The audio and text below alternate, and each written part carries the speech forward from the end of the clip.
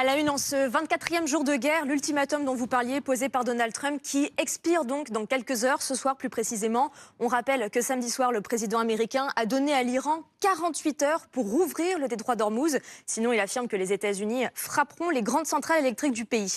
Réaction de Téhéran qui promet de répondre coup pour coup. Ce lundi, les gardiens de la révolution affirment qu'ils attaqueront les centrales électriques israéliennes et celles qui alimentent les bases américaines dans le Golfe. L'Iran qui menace par ailleurs de poser des mines navales si ses côtes ou ses îles sont attaquées. Bref, la situation est toujours très tendue, ce qui inquiète la Chine.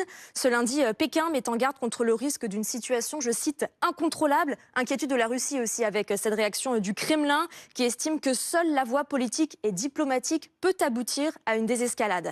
Et puis l'inquiétude également concernant les conséquences économiques de cette guerre.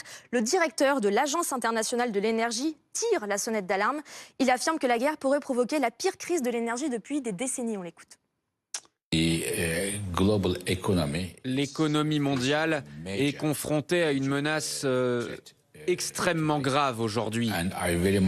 Et j'espère vivement que ce problème sera résolu au plus vite. Aucun pays ne sera immunisé contre les effets de cette crise si elle continue dans cette voie. Donc il est nécessaire de mener une action à l'échelle mondiale. Multiplication des appels au calme alors que sur le terrain, les frappes se poursuivent. Tôt ce matin, Israël affirme avoir mené une large vague d'attaques contre Téhéran. De puissantes explosions ont été rapportées par plusieurs agences de presse. Merci beaucoup, Marie Gentric.